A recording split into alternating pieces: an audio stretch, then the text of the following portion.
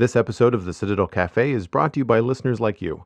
Visit patreon.com/the Citadel Cafe to find out how you can become a patron and help make this show possible.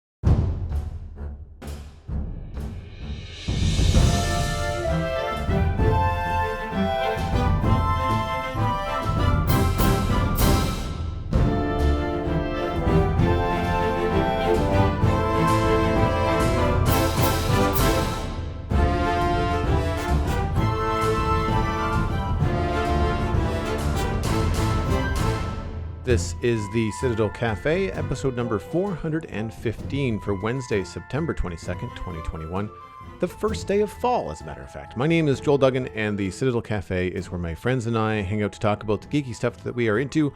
Joining me this week, Luke Page is back. You can find him at Busy Zombie Lord and all the social media that matters, and of course, co-hosting Zombies Ate My Podcast with Ryan Murphy. Summer's over, Lou. Welcome back. I'm actually kind of glad summer's over. I'm not looking forward to winter, but fall isn't too bad. I like fall. Fall's always my favorite time of year. I like the way that the light falls. I find it very cinematic. I live on the coast, so when the sun is lower in the sky, it bounces off the water and everything shimmers.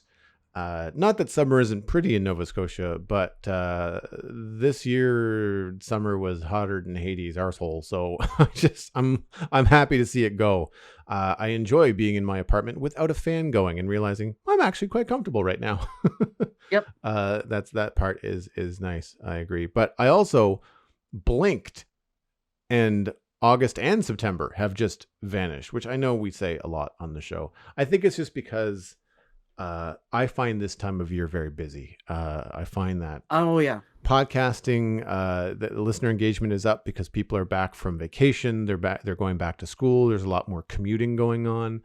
So people have this dead space that they need to fill with podcasts, and so, which I'm happy for. Don't get me wrong, but that means that there's more emails, there's more social interaction, there's more Twitter responses, there's higher engagement on Twitch. I've been participating as best I can in the September event on Twitch. I've been streaming almost every day on the platform and enjoying it.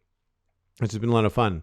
And have seen a lot of great support. So I'm really thankful for that. But it just means that September has just been eaten up by work, which is fine. As a freelancer, as an independent, creator and content creator, you're just like, yeah, this is what I want. I want more work rather than less. I'd rather be too busy. The hard part, I think, about all of it, which I still have a difficult time doing as an entrepreneur, even after years of experience, is just managing expectations of people that come to you and say, hey, I want to hire you to do this thing. And you're just like, sure, there's a line though. Like, when do you need it by?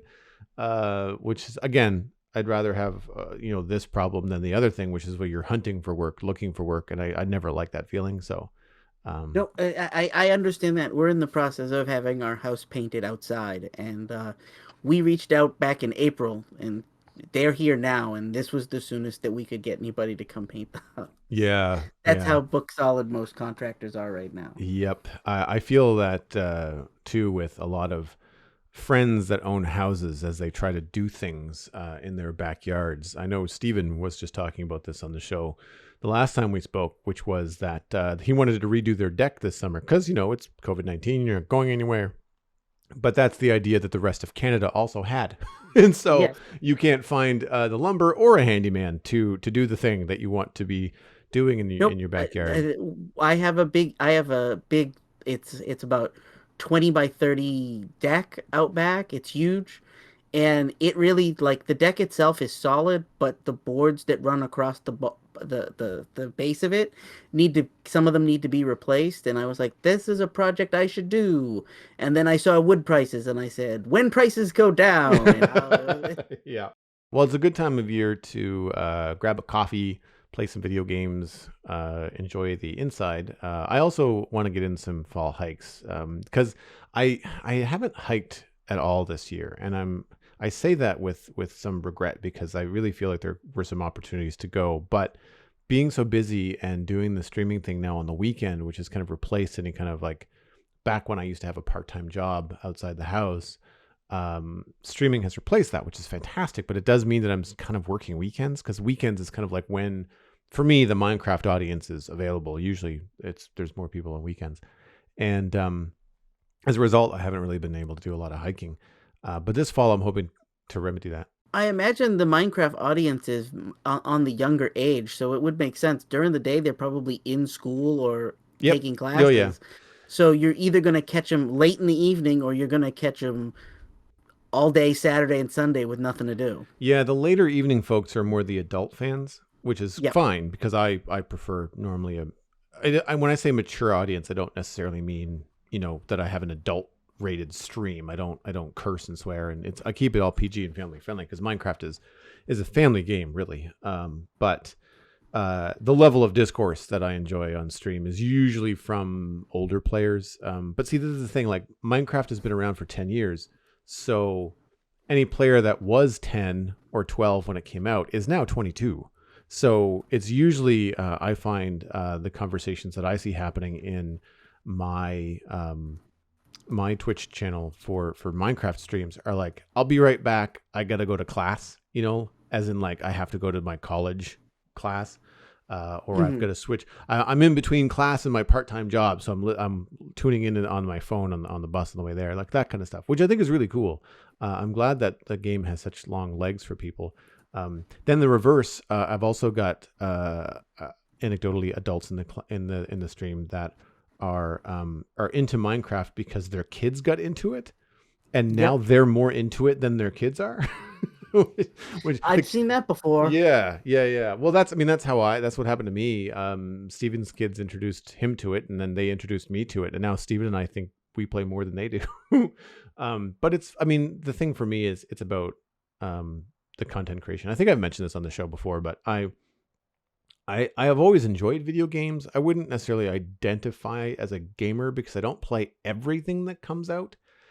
And I have a hard time justifying the time to just sit and play a game on my own. But perhaps it's the podcaster in me, whatever it is. I really enjoy the streaming process. Yep. So sharing a game and sharing that experience with someone, especially if it's a creative game like Satisfactory or Minecraft, where people that are new to it are trying to wrap their head around it. And then by watching me, they can also learn something or pick up some ideas creatively. That I find really rewarding. Speaking of, actually, I've been playing a lot of Satisfactory lately. They're gearing up for an update 5 coming out this fall. And now that it is Yep. fall, we now have a few months. I don't know when it's coming out in the fall. It could be probably November, I would imagine. But that's just, it could be as late as mid-December because it's technically still fall. But they have a lot of like aesthetic parts, like a lot of base building parts. Right now, there's not a lot of angled builds that you can do. Everything is very square. So they're Yep. coming off with like angled roof pieces and triangle pieces and all the kind of things that you want to kind of use to make your factory look a little bit tighter, a little bit nicer. And Yep. so I've been designing my factory after the 1980s Transformer Devastator. So it's all neon green and purple Mm.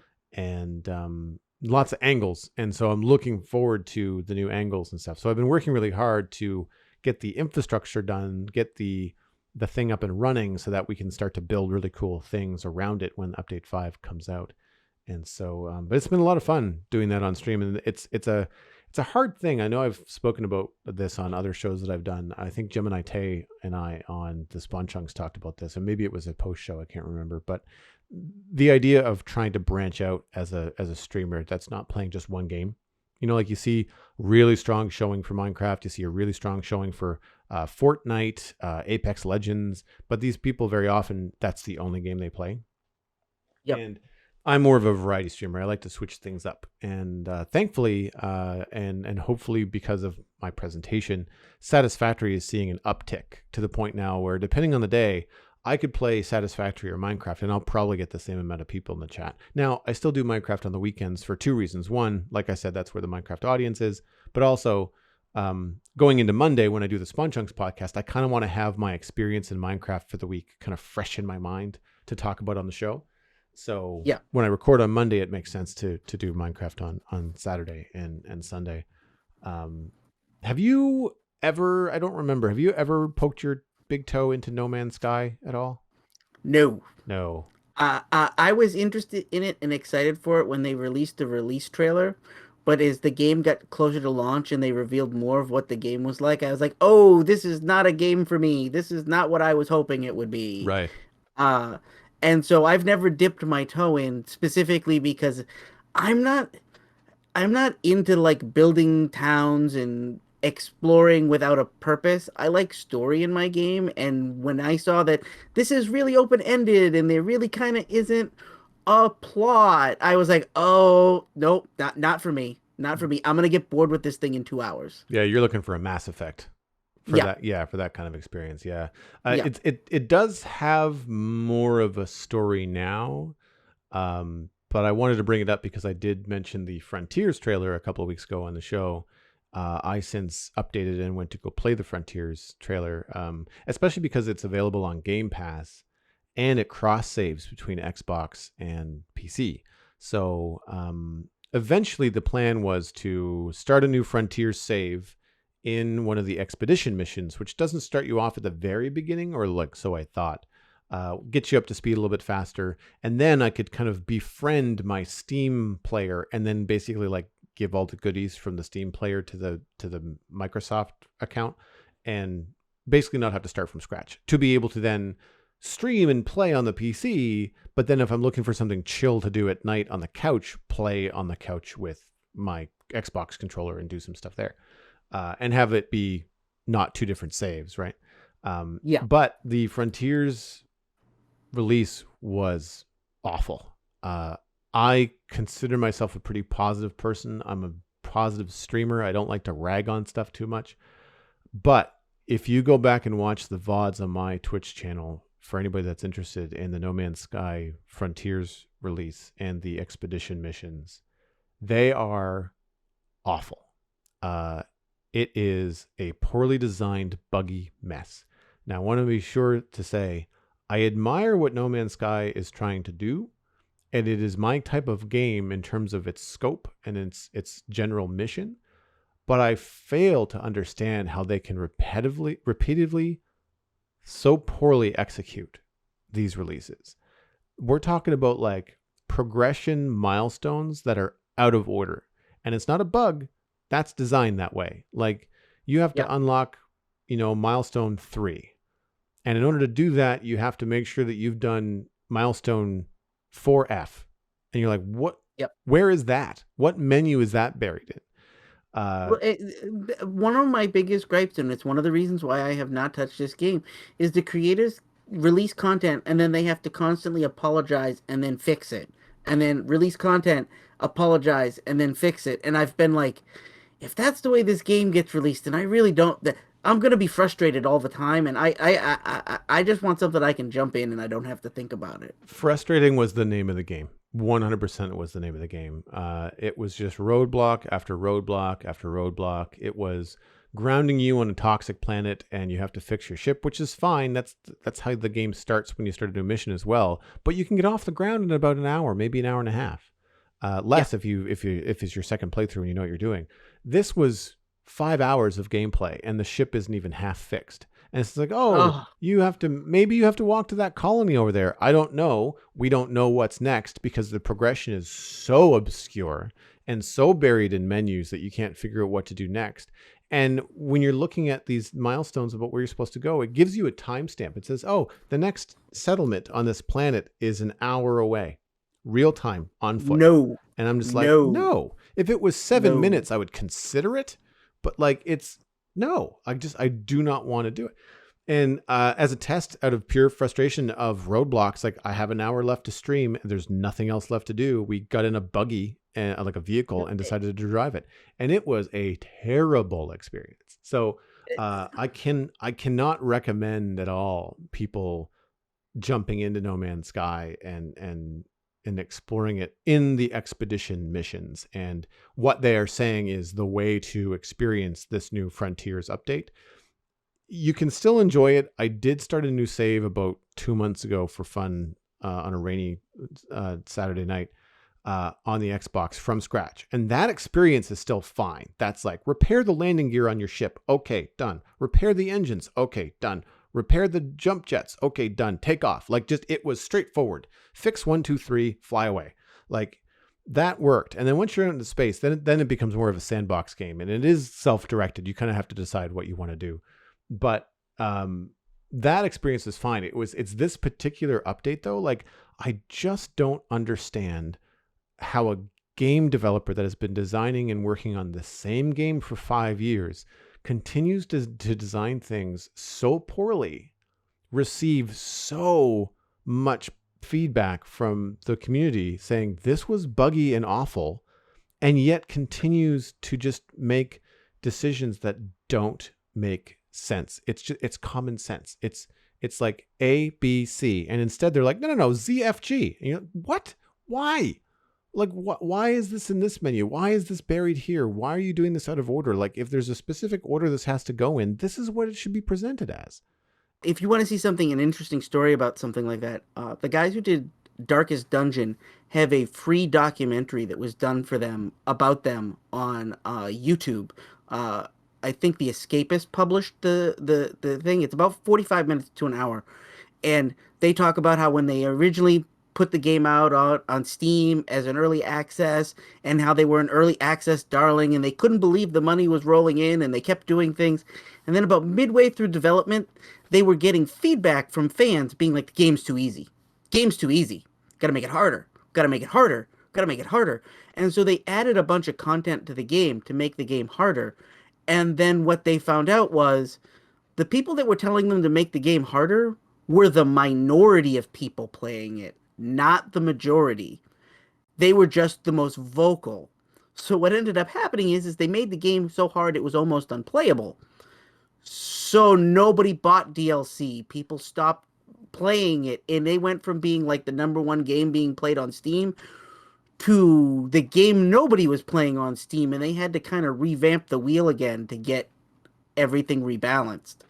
And they now have the option to make the game harder rather than it being the default. And it's an interesting story about game design and how they got from A to Z. And so when I hear about companies being like, oh yeah, we released content and we made the game more challenging, I always go, ooh, you were listening to the wrong part of your fan base. Mm-hmm. There's going to be pushback. I don't think that this is necessarily a response from No Man's Sky for it to be more challenging. I just think that they just can't decide what direction they want to go. And for whatever reason, I just don't understand how the UI design and the game design just don't talk to one another. It's Yep. like when you're watching, big corporations or big organizations make decisions and something terrible happens in the news, and you just kind of sit there and question, like, how on earth did the HR department not get consulted on this? Like, how did the left hand not know what the right hand was doing? And that's something that I really feel about No Man's Sky. I want to like the game. Like, I mean, the Star Wars nerd in me, the Star Trek nerd in me, the sci-fi fan in me, like, all of it says, like, this could be very, very cool. And I've got a lot of hours in the game. I've got 100 hours in my initial Steam save. And for the most part, before the expansion started happening, I enjoyed it. The expansions just convolute everything and make it a crazy mess. They Right. really, and there was also a lot of bugs too, where you're just kind of like, I don't understand how this bug is in the game and it was released. Like, how did no one see this? Like, did you not playtest at all? Ever? It really felt half-assed, honestly. Yep. So again, I didn't enjoy the experience. I didn't enjoy the streaming experience. I felt guilty. I've even thought about deleting the VODs because they're just such poor representations of what my channel is like when I'm streaming. Because you can hear the frustration coming through. Like, I didn't swear, I kept it family friendly, but like, there was just some, like, when the game design makes you as an intelligent person, at least I think so, feel dumb, yeah. right? When you feel like, what am I missing? This is embarrassing. Why can't I figure this out? That's not a good feeling as a player. And that's when I move on.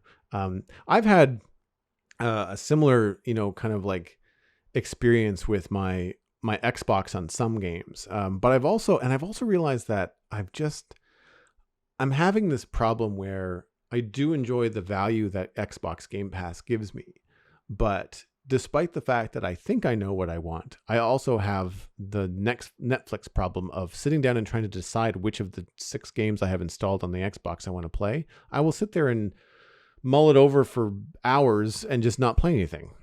You have Game Pass problem. I have Steam library problem. Yeah. I have a friend who regularly sends me messages on Steam, and he laughs because he knows that what I just bought, because it gets published on Steam. Oh, Busy Zombie Lord just bought X, Y, and Z. X, Y, and Z.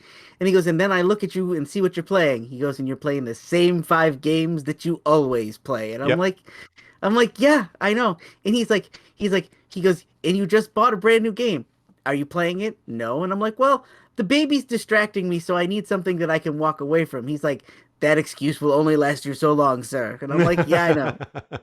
Well, and I'm the same way. Like at one point I have to say, look, life can be stressful right now. If you're in the mood to play something, play the thing you're in the mood to play. Don't sit in front of the Xbox when you want to sit and play Satisfactory, even though you just streamed Satisfactory this afternoon for a couple hours. Maybe there's an unfinished thing that you want to look at, or maybe something you want to try to plan when you're not on stream Yep. in front of people, like running some numbers and doing a spreadsheet, not really good Twitch content. No. But it's important sometimes for me to at least remember, because I'm 500 hours into Satisfactory now over 5 years. Like, I don't remember what is happening in the original factory that I made. I have to write it down somewhere. So Yep. that kind of stuff. If I'm in the mood for that, I'll just go and do it. But I feel guilty, not sitting on the couch and playing Xbox sometimes, despite the fact that I enjoyed Destiny 2. I had fun with Titanfall 2. Again, very different gameplay experiences than what I'm playing on PC. I enjoyed Hades for the most part. I'm not enjoying the grindiness of it, but to your point earlier, Hades has the reverse option. Hades has an option where you can make it easy.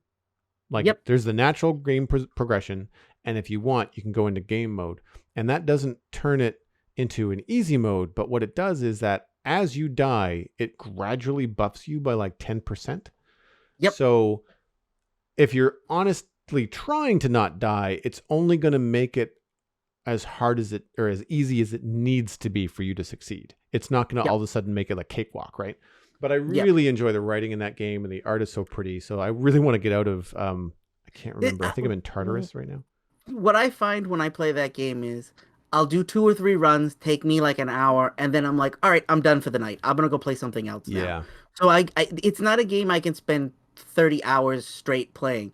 It's like 1 or 2 hours every night, and then I go play something else for the rest of the night. And that's why I like Minecraft and Satisfactory, is because they're not stressful experiences. Like, yes, in Satisfactory there are some bad guys that will try to kill you when you're out adventuring in the world as an alien planet, but if you're in your base building, they can't come in. Like, the game is not a base defense. It's not a constantly defend yourself from bad guys. Minecraft has a little bit of that. Zombies and skeletons and creepers can kind of come at you, but like at this stage in the game, endgame Minecraft, you're so heavily, armored that it's more of a nuisance than it has any real threat. So for me, like with Satisfactory and Minecraft, I find them stress relievers because there's very little taxing or quick decision making. Like, you can take as long as you want to decide what the barracks is going to look like or what the factory is going to look like. Yep. My biggest gripe with Hades is when you get to go, before you do your run, you have your weapon selection, and it always tells you the one that's going to give you bonus. I think it's like blood diamonds or something like that, Right. or jewels, and it's always the weapon I hate using. Always. There's 6 weapons to choose from, and there's like 3 I don't like, and the other 3 I really like. And if it gives me the ones that I like, man, I can crank through that dungeon and almost beat it in one go. If it gives me the crap weapon, ugh.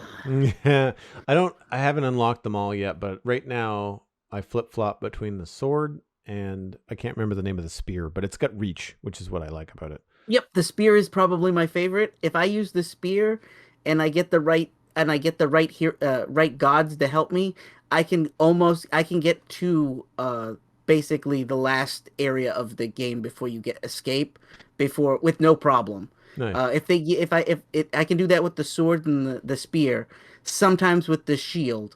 But if I have to take any of the other weapons, forget it. I'm not going anywhere. Yeah. Out of curiosity, and this might taint my decision to play going forward, once I get out of Tartarus, as I continue, if I die, do I have to go through Tartarus again? You have to replay all 4 areas every single time. Woof. See, that's the part of the roguelike that I just don't enjoy. Like that's where I'm just like, See, I didn't think that I would like that either, but once you get strong enough, that first area of Tartarus, I can breeze through it in like 15 minutes. right, okay. So And so at a certain level, you get to the point where it becomes a cakewalk for that first level, right? becomes a cakewalk, and then you get to area 2, and then you'll get through the area 2. It'll be challenging, challenging, challenging, and then you'll level up enough or strengthen up enough or earn enough bonuses that you can start cakewalking area 2, and then you get to area 3, and then it go so on and so forth. Once you've gotten good, you can probably beat the game in an hour or get through all 4 areas in an hour. I have a Right on. friend who does it on a regular basis. I'll have to return to it. And it's one of those things where I've realized through sitting down and trying to watch new things for the Citadel Cafe, but also wanting to play more on the Xbox, realizing that I've purchased this thing and use it mostly to watch YouTube and Twitch, which I feel kind of guilty about because I could do that on the TV like without anything else. I don't need the Xbox to because it's a smart TV. So I've been wanting to do a little bit more, and I'm excited for things that are coming in the fall from Xbox. But I also realized in trying to sit down and watch some things, I watched a couple of films over the last few weeks, just stuff I've seen before, like Spider-Man films. Realizing that my couch is terribly uncomfortable, and I think that's one of the reasons why I don't sit and game for a couple of hours in the living room is because my couch is very old. We're talking 15 plus years, and really needed to be replaced. And the replacement is arriving tomorrow, I hope. I picked up a Kivik couch from Ikea. It took me a long time to figure out the style of couch that I wanted, and I appreciate the fact Test that on it first yet. yes, yeah, I Okay, went all right, good. not this particular color, but I did see a version of it. I'm gonna have to add some pillows because there's no couches that you can buy these days are shallow enough for me to be comfortable on it. They're all Yep. too deep. But Yep. in the process of being deeper than the couch that I currently have, it's also a little bit lower to the ground, so that could help as well. It's I'm also limited by the space that I have. So I didn't have like a lot of options. I have a length that I can't exceed because of the way that my living room is laid out in the apartment. I have to be able to walk around the couch, and I have a patio door that opens in. So that can't hit the couch. Or I mean, I could have it hit the couch, but then that's a pain in the butt. I'd much rather Yep. the door be able to open fully. So I can get it, situated where I want it. It might involve moving the television around a little bit, but we'll see how that goes. Nothing is wall mounted, so everything can be slid around for the most part. But the big hurdle that I had to jump through was trying to get IKEA to deliver it. I'm just like, how are you not delivering to the city? Like, this is an IKEA that is in the city that I live in. If I was to drive it on my own, it's a 10-minute drive. And Really? it turns out that the website was having issue with my postal code, and they just weren't available they said it repeatedly that it wasn't available to be delivered. And then I held off because I wanted to wait for a different color. I was waiting for the Hillard anthracite, or in layman's terms, dark gray, which is what I bought. And I think Hillard actually refers to like the way that the fabric is woven, because the light gray looked like it was a tighter weave. Anyway, I'm happy with the purchase, having seen one in person. It's got really nice, low, flat, wide arms. So like you could put like a plate or something on the arm of the couch and it wouldn't topple over. They're not poofy arms. They're very flat. So I'm still going to have to pick up some cushions, I think, for my back, because I think the couch is going to be too deep for me, but I'm waiting to have it, use it. I've got some pillows around that I can use in the meantime.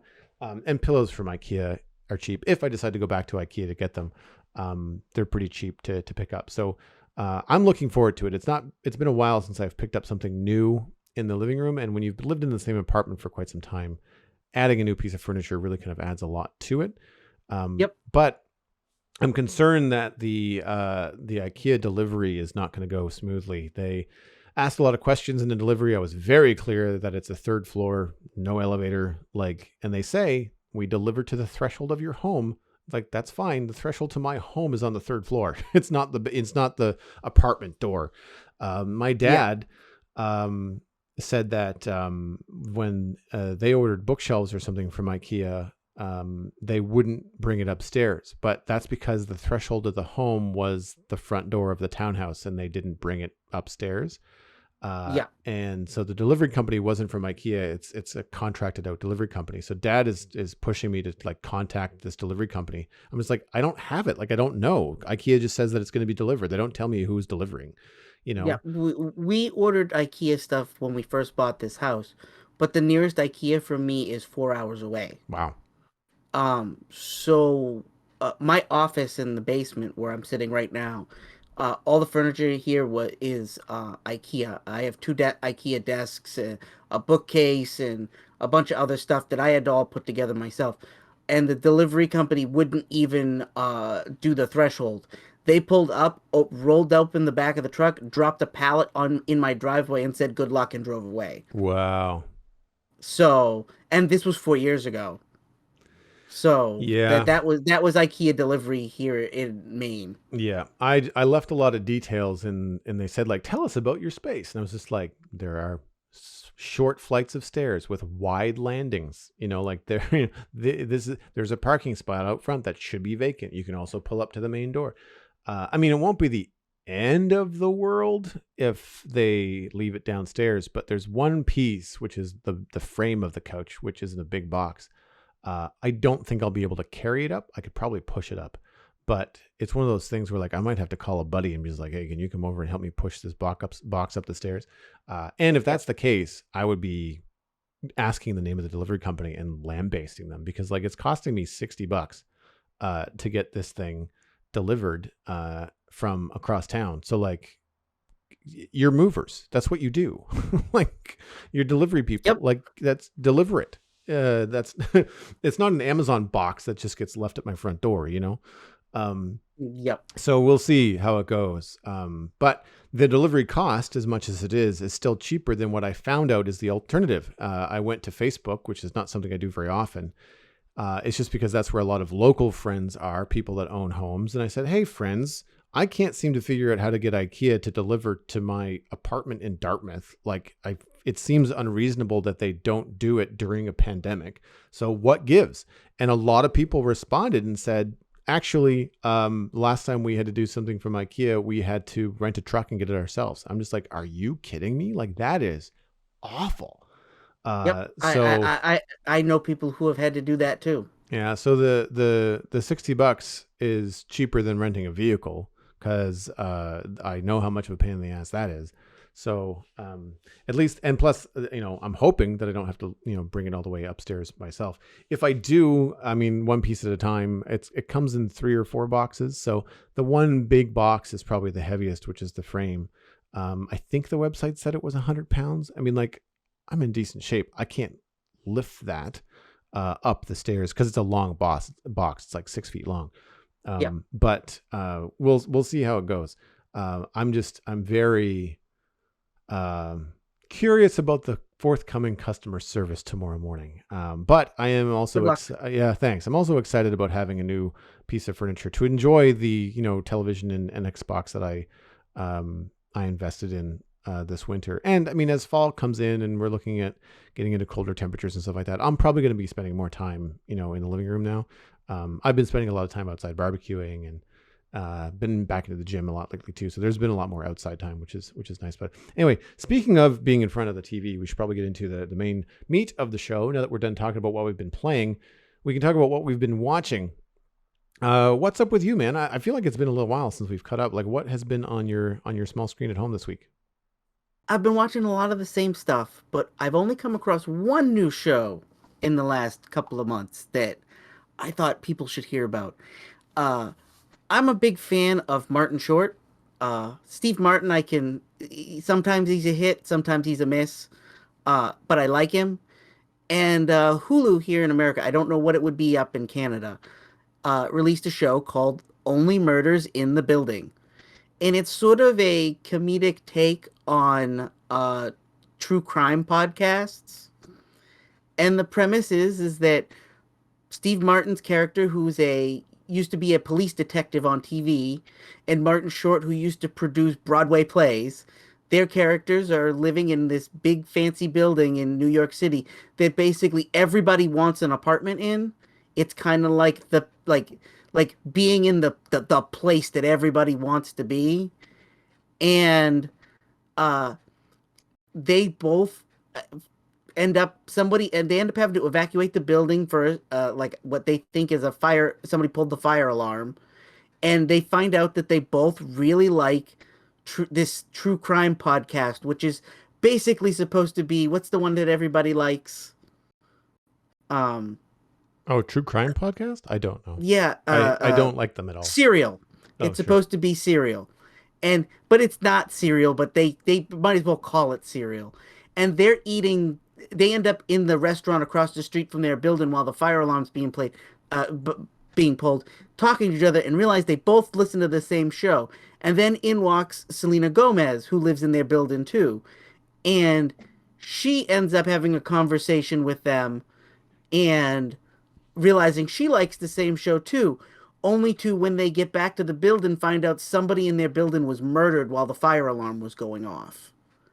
And so the three of them get their heads together and decide they're going to do a live action serial podcast and interview all the tenants in the building and find out who murdered this guy. In the meantime, the cops are like, it's not a murder. They killed themselves. And they're like, no, no, no. Why would they do that? And they start nitpicking it. And then they start interviewing people in the building, trying to figure out who did it. And they have celebrity guests in almost every episode. Martin Short, one of the people that is his friend in the building, is played by Nathan Lane. The person who does the podcast they listen to is Tina Fey. And then at one point, you find out Sting lives in the building, and they show up at Sting's door to question him and accuse him of murder. To which Sting is like, "Why are you bothering me?" It's really funny. And you slowly get to put pieces together and things that they tell each other, they're not telling each other the whole story. Uh, One of them might know more about what's going on than they're letting on. It's done very tongue in cheek. You do as much laughing as you do trying to actually figure out who the killer is. Um, Steve Martin's character is like his ex-wife left, and he's kind of sad about it. And while they're doing all of this, it's like he meets a new woman in the building, and they might go on a date, and like it's very it's kind of what you want to see Steve Martin and Martin Short do. They're good together and they're playing their distinctive, typical roles, but you can tell that they also wrote and are executive producing this, so they're doing the best of what they do best. That's good. That's, They're not giving themselves anything that pushes their limits. It's really they're staying inside their wheelhouse. I like Steve Martin. Some of the stuff that he's done has not always rung true with me, but I still, it's that thing where like not all Tom Hanks movies are not, are Yeah. 5 stars, but I just enjoy Tom Hanks as an actor and as a person. So I tend to forgive a little bit. Same with Steve Martin. I find him really a very interesting person, and I enjoy him almost like when he's talking and on like a talk show more than I enjoy his projects. Yeah. I keep on meaning to read his book, but I'll have to put it on my list. He's the straight man of the three of them. That makes sense because I prefer dry comedy, which Yeah. is why I do not like Martin Short most of the time. I usually want to throw him from a moving car. They play off each other really well because Martin Short will do his zany whatever thing, Mhm. and then he'll leave the room, and then it'll be him and Selena Gomez in the scene together, and he'll look at her and be like, God, does that man ever slow down? It Yeah. he's literally making fun of Martin Short's character, and you're like, oh, thank God, it's not. They're not playing it up like he's normal. They're playing it up like, Right. well, he's crazy. That's what I usually have a problem with the Martin Short films is that he's usually presented as like this is supposed to be normal and everybody acts like this is just a normal human being. It's like this is insane. I don't Yeah, yeah. That's good. yeah, Cuz I and do like she them. and she plays along with the two of them. You'd think with the age difference, it might not be like it would be weird, but she's sort of like the one that grounds them. Like they're talking about technology and they have no idea what they're talking about. She's like, "No, give me your smartphone," and then she like fixes it and she hands him back his phone. It's like, God, you guys are old. Like she's like she actually balances out the two of them in a way that the three of them in a scene together is awesome.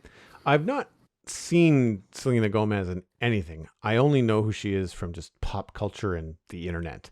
Um, like She I'd can be, act. I, I was skeptical going into this. I've seen her in a few things, and some of it is eh. and And then I was like, oh wait, she can actually act. and here's the thing: like I've seen a couple of other actors recently in interviews, like roundtables and things like that. And I feel like there's a certain amount of preconception that Yep. social media, pop culture news kind of puts out there. And then a lot of these actors that are starting out and young and hit this massive like range of popularity. Zendaya is a really good Yeah. example from the Spider-Man films. No Yep. idea who this girl was before I saw her in the Spider-Man films. And I was like, Yep. I Me like her. too. She's awesome. She's dry, she's goofy, she's got a lot going for her as an actor. I didn't know she had this massive following online because I'm old and I just don't know who she is. Yep. And what I like so much about this though is that they have this popularity from whatever kids show or Disney show they were on or whatever it is that they're bringing forward. But then they have the opportunity to choose a project that will help their strengths shine and really let the world know, no. I'm not just a kid show sensation. Like I can actually do this. For example, I follow Haley Steinfeld online and I've only found out about her through the Bumblebee film, but I'm excited because I really enjoyed her performance in that. And knowing that she's involved in the Hawkeye series that's coming to Disney Plus, I'm looking forward to that because I know she's got acting chops. I Right. didn't realize until I started following her online that she's a singer, like that she's got this huge following for something completely different that I had no idea that she did. I only knew her as an actor. I didn't know that she was a singer too. There's a lot of this I want to say that generation of like that kind of age range of actors and actresses in that kind of like bubble where they can kind of do it all, and because of like for whatever reason they just kind of like I feel like leaning into my music right now, and they just kind of do that and they put out an album and then they switch hit and say, well, nope, now I'm going to be back and doing this acting thing on Disney Plus with Marvel, so hey, here we go. But I enjoy her. I thought she was really good in Bumblebee. So I'm looking forward to Hawkeye as well. The trailer, I don't like, it looks fun. I don't know what they're planning. It looks like they're doing a Christmas twist on the Hawkeye comic run from the early 2000s, Okay. which, if that's the plot, expect a lot of laughs. Yeah, I get the feeling that it's supposed to be pretty funny, but I also find that Hawkeye in the films, he's cool, but he's also always dropping the one-liners. You know, like Yeah. he's a pretty funny dude. So It's something I would definitely recommend people check out. There's a run of comics called Hawkeye, and it pretty much is borrowing from this plot. And the idea is like he's trying to retire from the Avengers, and he's moved back to New York City. In the comics, he doesn't have a family, so that's, I think, part of why they had to figure out a way to get the family out of the way. And in it, it's like he's living in an apartment building, and the Russian mob buys the building, and they're trying to evict everybody so they can knock it down and build like condos for the rich and like a bunch of stuff, and he decides to take it into his thing to go petition the city of New York and be like, yeah, no, they can't buy this building. I have some money, maybe I'll buy the building. And the Russian mob decides to put a hit out on him, and like that's the run of the comic. And she's like his protege, and she's like, what are you doing? And he's like, what? And she's like, now we've got hit squads coming after us. What are you doing? And like he ends up with a dog that is the Russian mobs because they're using it to attack him and it decides it likes him better. And these guys and these Russian dudes in sweatpants keep showing up at his door trying to beat him up and they're like, "Bro, what are you doing, bro? Just give us the building, bro." And like every other word out of their mouth is bro. It's a joke.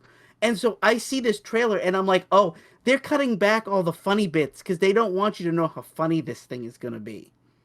I could be on board with that because I don't know, like I'm Disney Plus on and Marvel for TV series are not knocking it out of the park for me.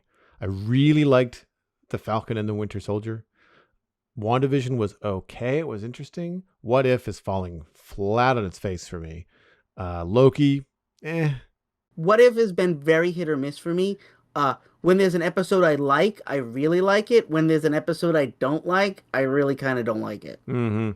Yeah, so like I'm hopefully optimistic about the Hawkeye series because I like Jeremy Renner as an actor and I like the character and I like how he's handling Hawkeye.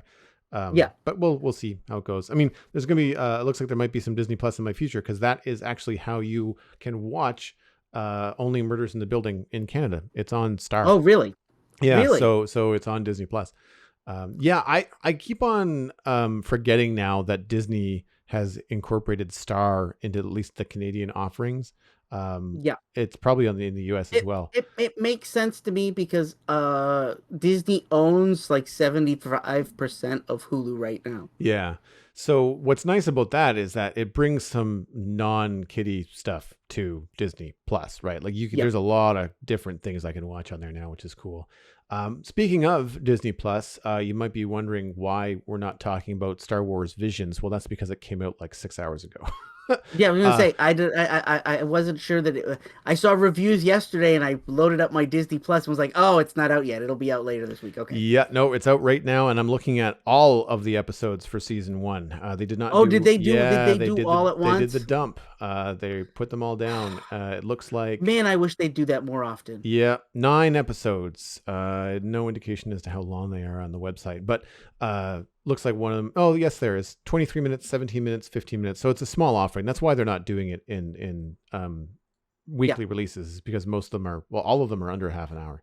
So I'm on board to check this out. I saw the trailer weeks ago. I'm really looking forward to this. I'm hoping it's going to be a fun experience. I'm hoping it's better than Love, Death, and Robots season 2 because I didn't even mention that on the show. I didn't like it. Yeah, I was gonna say I'm pretty sure we did not talk about that, and I know that I watched it.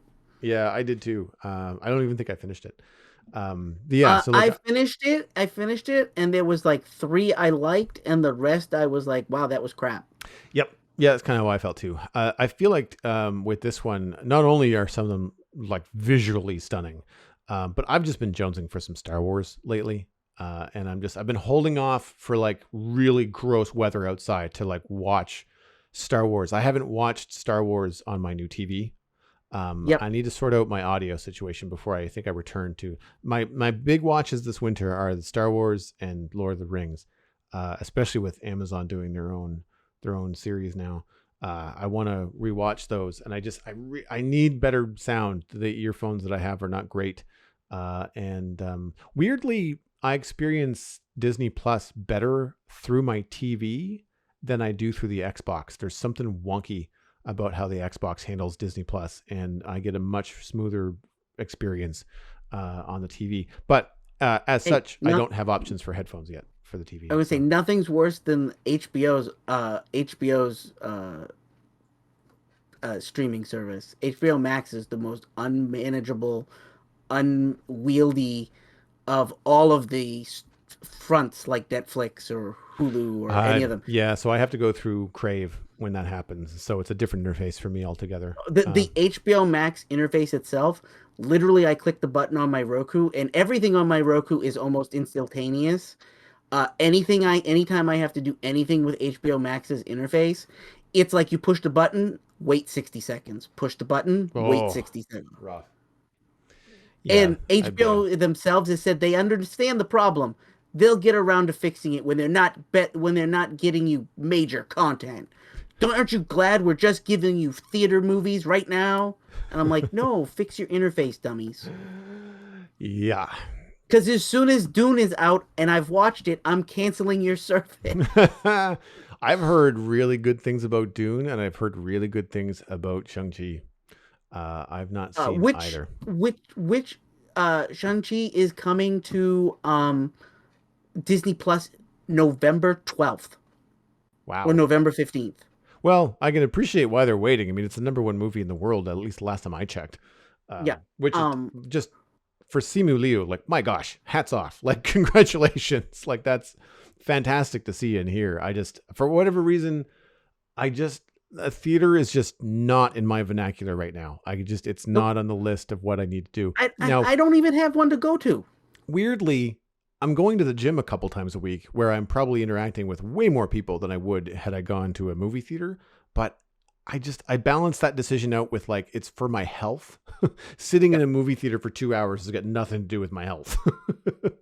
Yep. No. And I don't know if you know. Did you see Black Widow yet? No, no desire to. Uh, I I don't think I'm going to like it, and I know that's a weird thing to say. I'm just tired of wasting time and being disappointed by stuff that's well, obviously an afterthought. the thing that you might like to know is that Black Widow's coming to Disney Plus as non-payable in like 3 weeks. Oh, that's good to know. I'll check that out. So at that's kind of my thing is I'm sure I'm gonna like it or I'll at least enjoy it. It'll be worth time.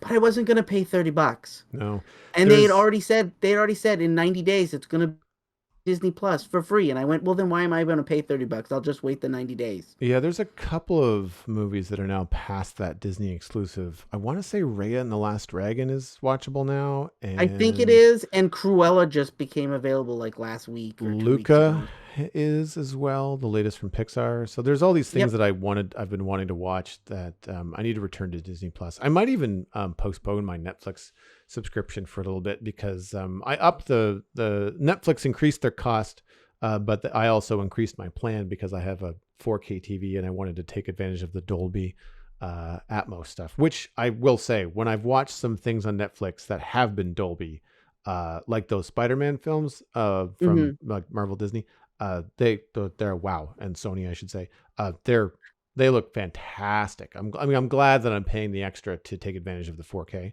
Um, but speaking of Netflix, that's what I've been spending my time this week doing. He-Man and the Masters of the Universe again in 2021 is out on Netflix. This is the redo of the IP. This is aimed at a very young audience, super cartoony. It looks like Troll Hunters 3 Below Next Gen because the pre-production was done by House of Cool that did the pre-production for Troll Hunters 3 Below Next Gen. Yep. Jeff Matsuda is a producer, and I recognize the name because I was a big fan of the Batman cartoon that was out in 2004. Yep. Really angular stuff, really different stuff, kind of a lot of extremes. Yep. Boris Andreev is a concept designer on the show from The Dragon Prince. My guess is that Andreev was working on environmental designs. I went looking, and Hannah Kalok, I want to say is how you pronounce her last name, is listed as the character designer, but I can't find anything of hers online. I Google keeps on throwing me to another Hannah, so I don't know if there's some sort of um like Probably. English twisting of her last name, and that it's one way on IMDb and another way on other websites, but like I can't find her artwork anywhere online. And I don't know why, for what I can say, no one is talking about the designs on this show. Everyone is just talking about like, it's amazing, it's so goofy and weird and blah, blah, blah. And all of it is just obviously like those pre-reviews that are written before the show even comes out that are meant to just get attention for it. Puff pieces, essentially. I'm not seeing anything critical of it, which is too bad because there are some things that it definitely falls short on. But on the positive side, it's really cool looking for the most part. It's very modern. They do a lot of stuff with like glowing energy and crystals, and it really emphasizes the sci-fi and the magic Yep. part of He-Man. Really, really cool effects. And worthy of note, the whole thing is CG, Yeah. like Troll Hunters, How to Train Your Dragon, etc. But all the Really? effects are hand drawn. They're all flat 2D. Yeah, if an explosion happens or smoke happens or a lightning bolt happens, it's all 2D, like it was a flat Disney film. It's really cool. It works really, really well. And again, hammers home like the cartooniness of it. Anybody that's 6 is going to love it because And it but feels like a 6-year-old wrote anybody it. older than that is gonna go, oof. It is, there are some hard parts to it, and I'll get to that. But as a higher concept, like the sci-fi level of it, the planes of existence, the magic, the history, the technology, how magic and technology are sort of like intertwined to the point where they're indistinguishable is really cool. They take things like, and I don't know whether this was canon ever or whether it's from a previous show that they're stealing this, but Skeletor, you don't actually get to meet Skeletor until like 3 or 4 episodes in. So like spoilers, but it turns out that Skeletor is Keldor, King Randor's brother. I don't know if who was that's jealous of the canon or not. It's throne. been a long time since I watched regular He-Man. I mean, it's not from the original He-Man. The original He-Man, it was just Skeletor is the bad guy. He's in purple. That's all you need to know. But I know that there's been some reboots of He-Man in the last little while. There's another one in like 2008. And I don't know whether they went down that road, but man, like it does add a little bit of depth to what I thought was already an interesting idea in how they were presenting it. Adam is an orphan living in the jungle with a community of wildcats. So like strange, but ends up meeting up with his uncle, who's obviously very evil, and the whole reason that they both disappeared in the first place. And so there's a lot of like backstory, and the thing that about the writing I will say is that they don't give you the whole story in one go. So the reason I'm still watching, the reason I'm 5 or 6 episodes into the 10 episode season, is that they do present a really interesting world for anybody that knows Eternia, that's familiar at all with this IP. You kind of want to know how they're going to handle it because everything just looks so different, and you can start to see the nuances of, not the nuances, you can start to see the hints towards characters. Like Trapjaw is in it. I've seen the art, but he's not in it yet. But I know who Trapjaw starts out as. And in this particular version, Trapjaw, I can't remember the character's name before he turns into Trapjaw, but he starts out as the captain or the technical captain of the King's Guard who defects and becomes a bad guy. So he used to be part of the Palace Guard, and he's a real tech head.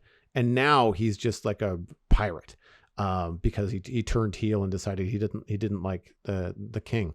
So like there's a little bit more complex, nuance to some of the characters, which I like.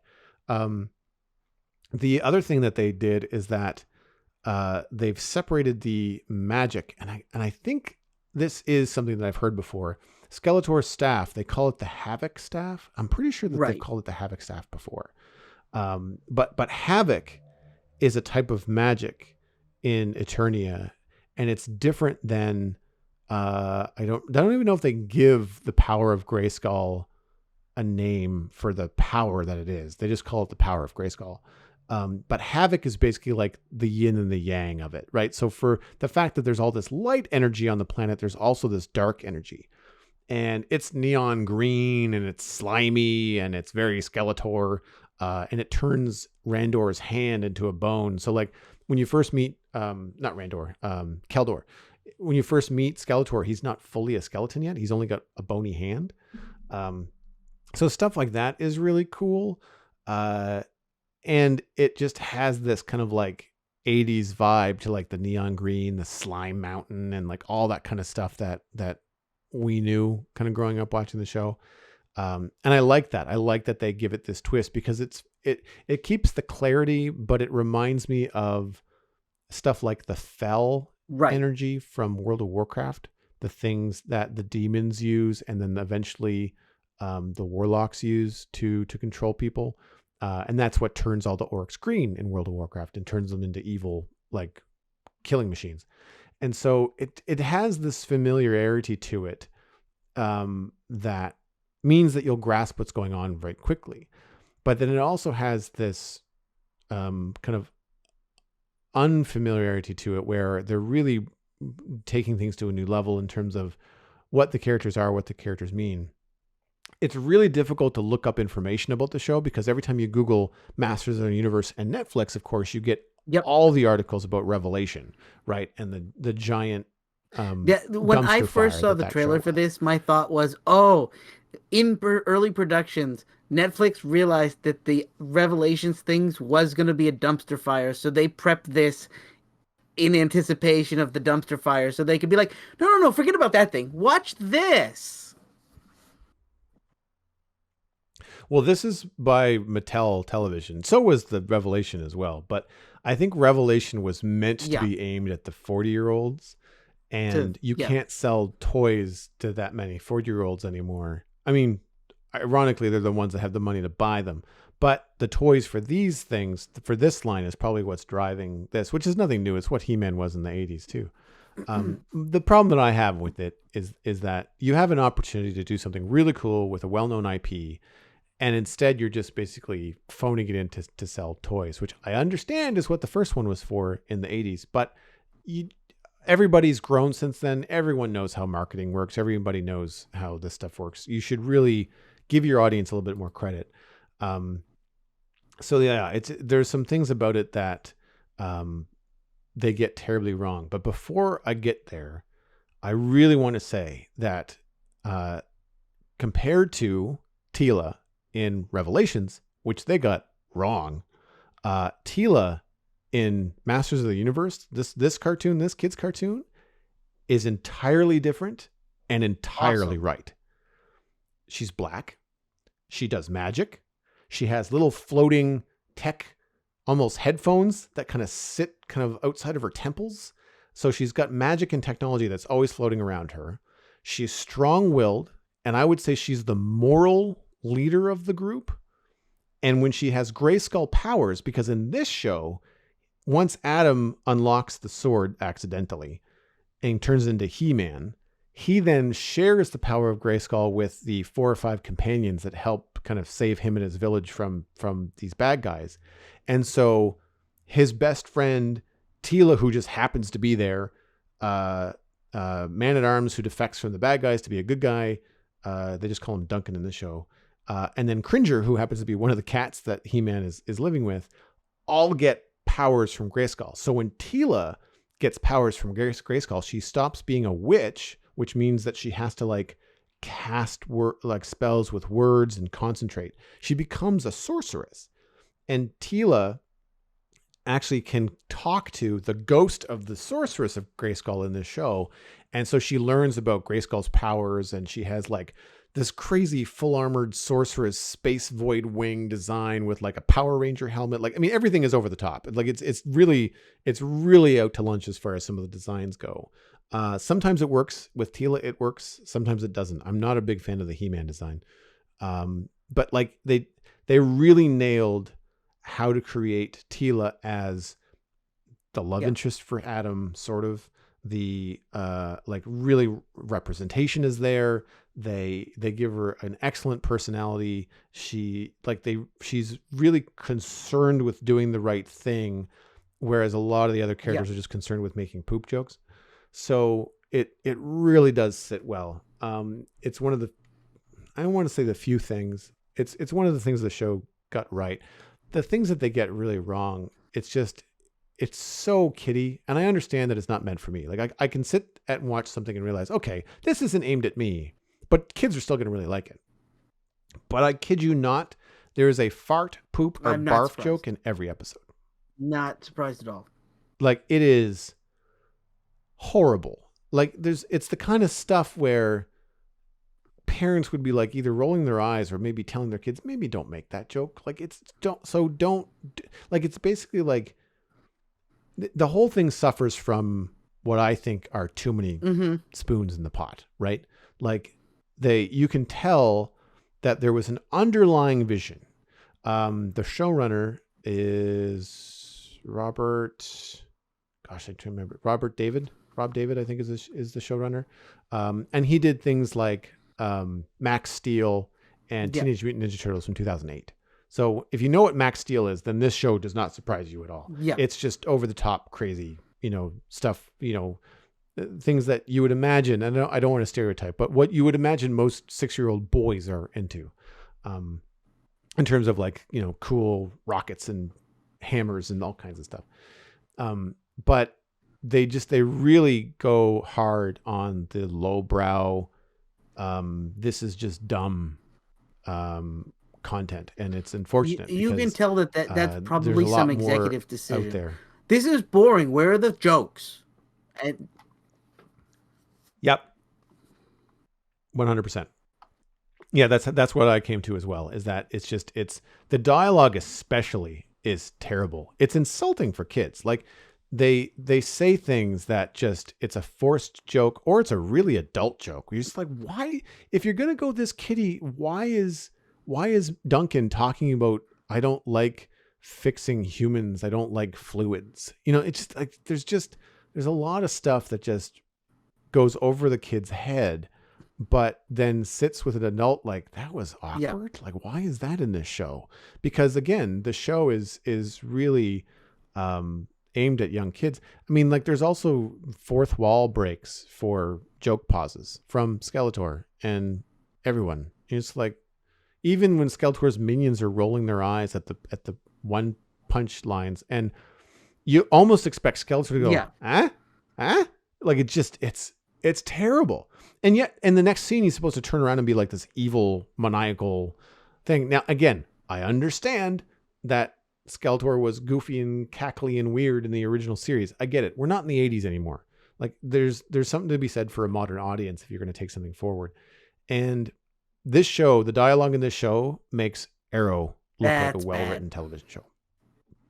It is obvious, and you can almost say, and this is the scene where the character says, I don't get it. Sure enough, that scene happens. You're like, son of a gun. Like what formula? Like, somebody found a script template and is filling it in to write the show.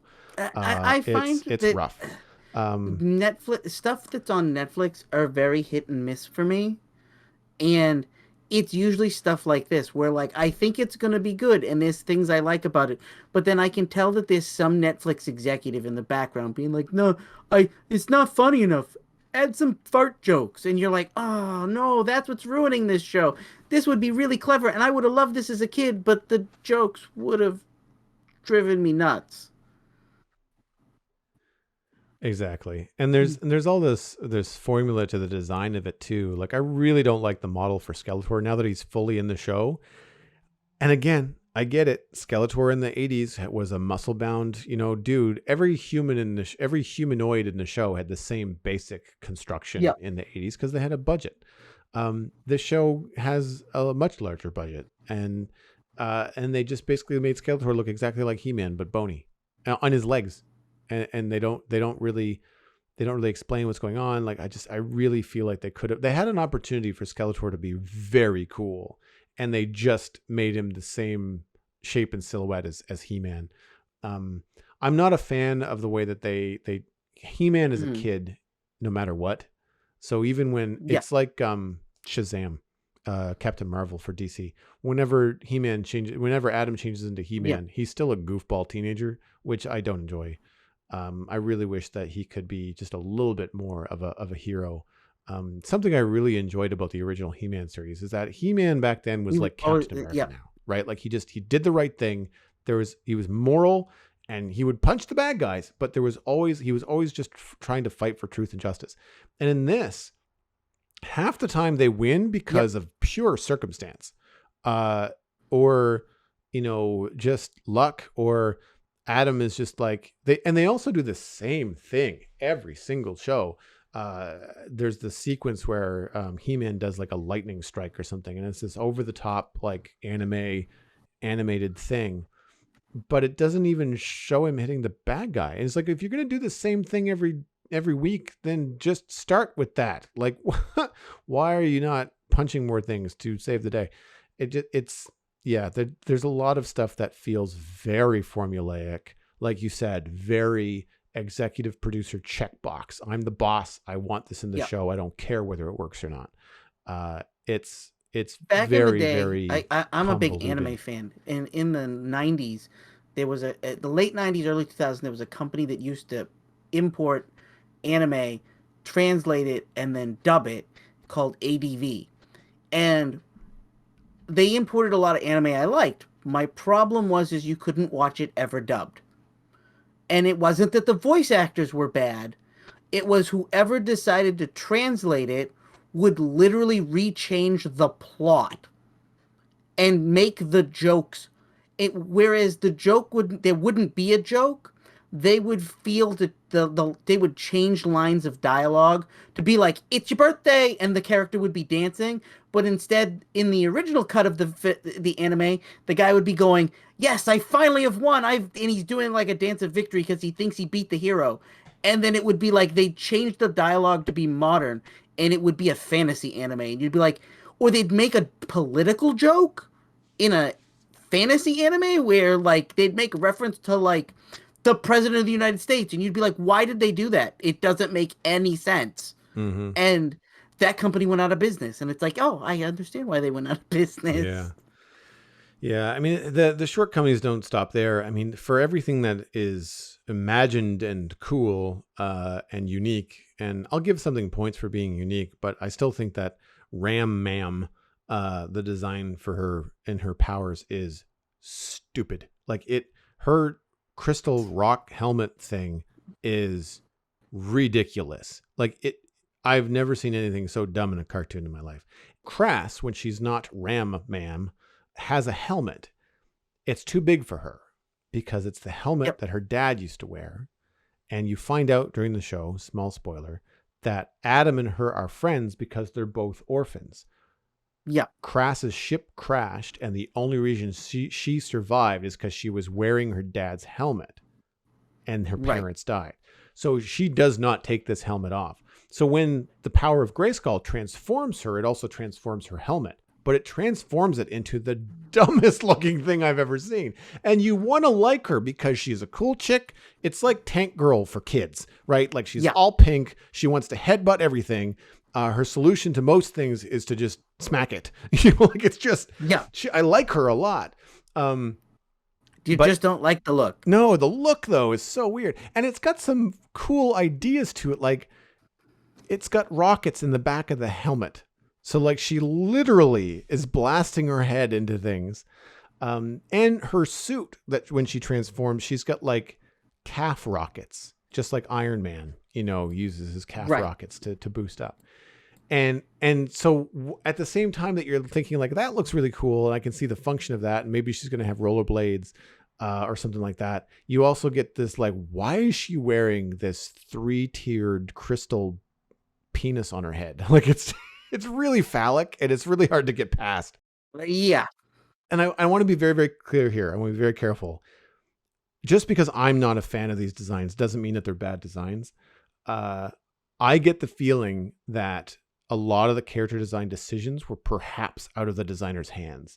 I would really like to see, and I went looking and I couldn't find anything online in terms of model sheets, concept art, nothing. So I'm hoping in the coming weeks we'll find some stuff because I get the feeling like, just like the story, there's got to be some executive input into the character design. And that's why that they are the way that they are. Because sometimes, like, again, sometimes Tila knocks it out of the park. Man-at-Arms, there's something odd about it that it just doesn't seem like it could be as cool as it could. And here's the thing, and I need to wrap this up because I could probably go on about this forever. The show has some really unique ideas and designs. I'm still watching, so it's not so bad that I'm not watching. I hurt myself sometimes when I roll my eyes watching the show. But other than that, you have this weird battle that goes inside as you're watching this unique take on the He-Man and the Masters of the Universe IP.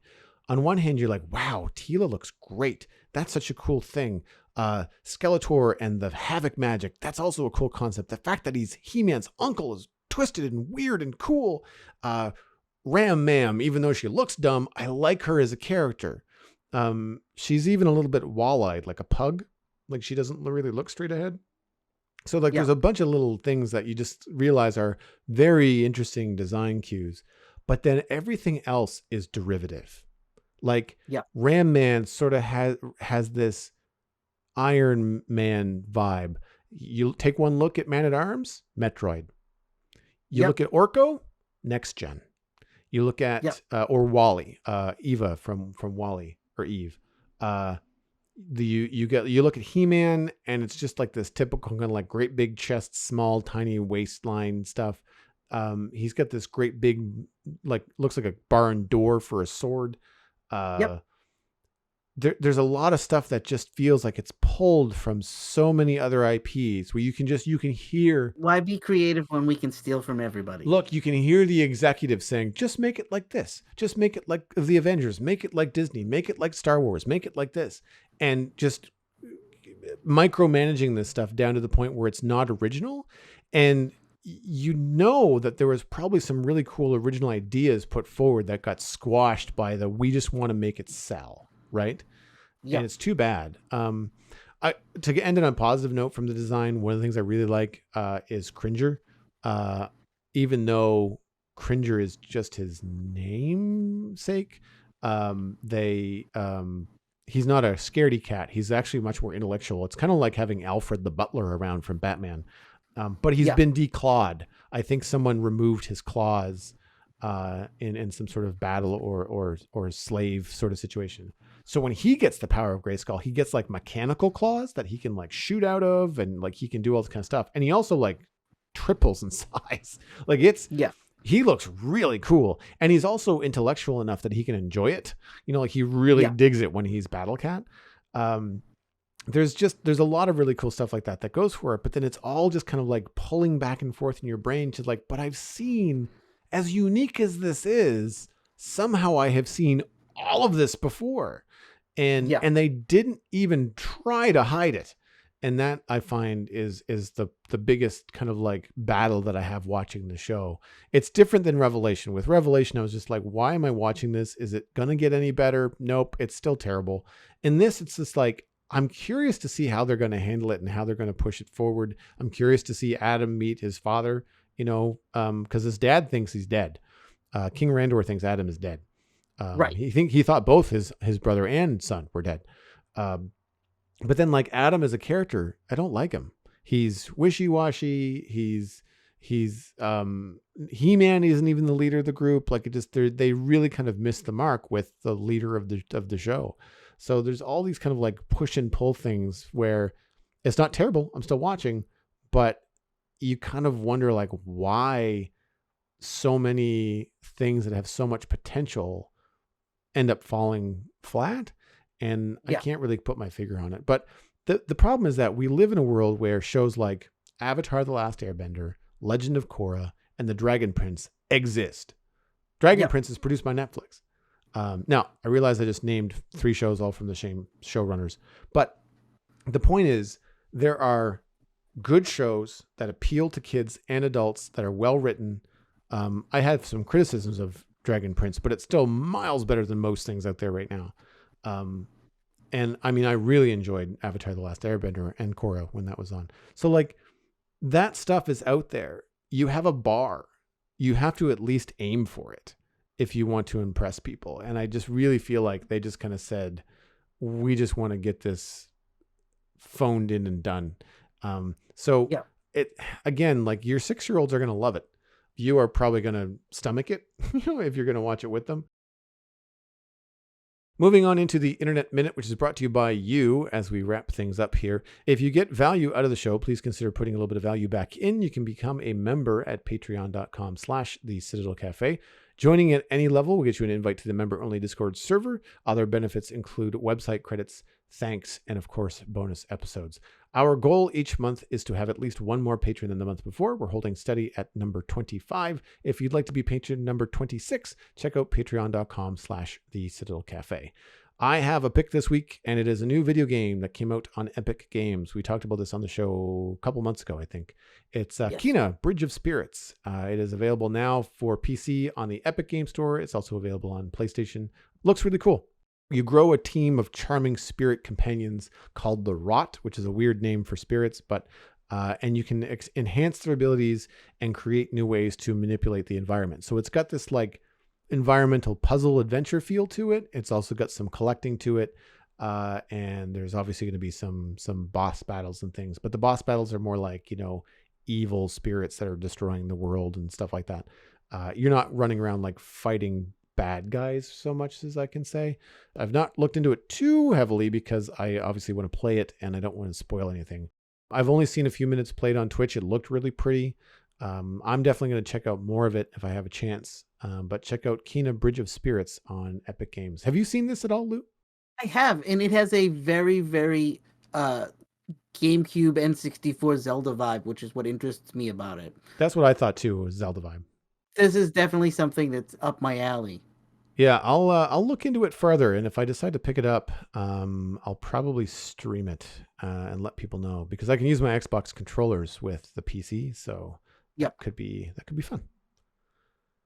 Well, that wraps up this episode of the Citadel Cafe. If you'd like to get more information about the show, some of the links that Lou and I talked about are going to be posted at thecitadelcafe.com.